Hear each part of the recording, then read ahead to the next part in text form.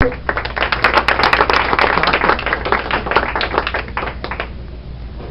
use my body so I can hold the microphone.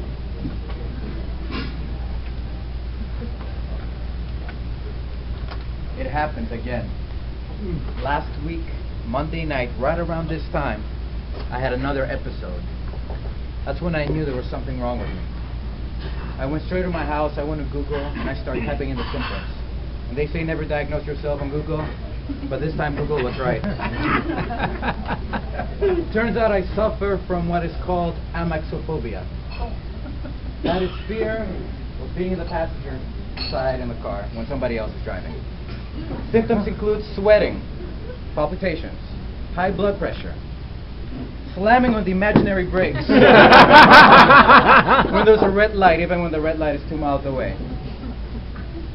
Being in a perpetual state of rigidness, not being able to blink an eye, even coming back from a road trip in which you haven't slept for 2 days. That's what I had. I was reading more and more into this condition, and under causes, it said that the #1 cause of this condition is some traumatic experience that happened early in life. I knew what that experience was, and it had a name. Its name was John. Fellow Toastmasters, Mr. Toastmaster, most welcome guests. John is my oldest friend. I've been friends with John longer than I've been my sister's brother. Seriously, we met in 1st grade, we sat next to each other in class, and we were inseparable ever since. We got in a lot of trouble together, but we were very different. I was very calculated, strategic, and always escaped trouble, never got caught. On the other hand, John was very reckless and fearless, and he would always get caught. John had a dream of becoming a race car driver. And his dream was, when he turned 18 and got a driver's license, he was going to buy a sports car and race it. And John's the kind of person that when he has a goal in mind, he's going to turn around the seas and achieve that goal. And indeed, when he turned 18, he had gathered enough money and he bought a little white Volkswagen Polo. And they don't have it here, but it's, you know what the Golf is, the Volkswagen Golf? It's a smaller version of that. He souped it up, put on exhaust, he tweaked it a little bit, and then he went driving like the biggest maniac I've ever seen. Reckless, fearless, with a death wish. Everybody knew of John. You could hear him coming in our community. He had a signature sound, and it went kind of like this.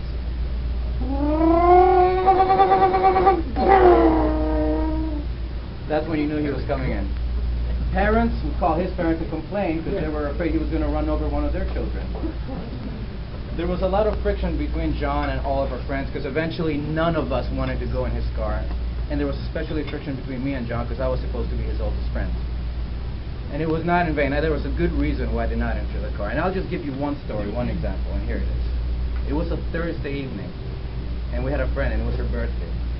She was going to have the birthday party at a nightclub on the other side of Athens.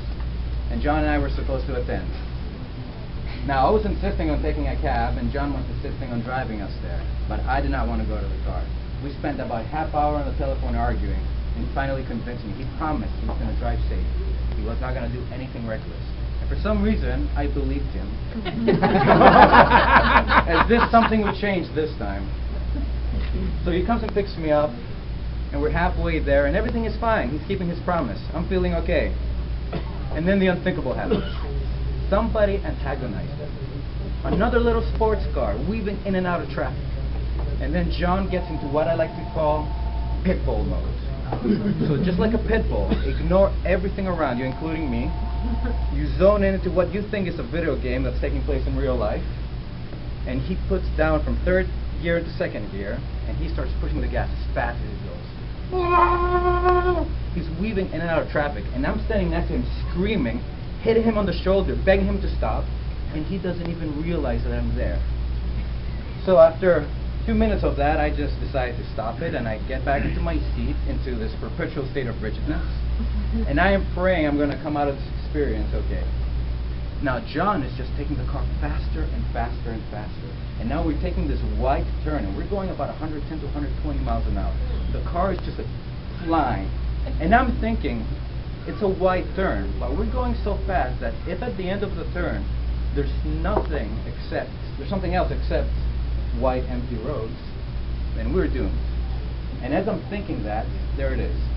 It's a red light, and there's cars stopped in the red light, and there's us coming in like a rocket. So like a rocket as we come, John doesn't have any other options but to slam on the brakes. So he slams on the brakes, and the car starts turning around, out of control. I see my whole life flash between my eyes. I started thinking about how much I love my parents, my sisters, the summers in Crete. How nice would life be if I came out of this? And I'm just waiting for the crash. And then it came. Silent. Nothing. We had stopped in the middle of the road, unharmed. Facing the incoming traffic, which of course had stopped because they just witnessed a car fleeing out of control. I'm in my perpetual state of richness. I turn around and I see John at what I call a sustained state of shock. I move him around, he snaps out of it, he turns the car, he pulls over, and the car that was racing us, they pull over next to us and they were, "Are you guys okay?" And they were telling John that he was going so fast that they had stopped a while back. Now, this is how crazy my friend was, and this is the kind of thing I had to deal with when I lived in Greece. And you might wonder, is John a race car driver now? Is he even alive? He's not a race car driver, and he's very well alive and well. He's actually a surf bum, running a surf school in an island on the beach. He's driving a minivan, Volkswagen from the 60s like the surfers do. He owns a donkey, a dog, and he has a little daughter. And he's the chillest person I know right now. On the other hand, I, 14 years later, I'm still slamming on those imaginary brakes. And I have John to thank for that. Mr. Toastmaster.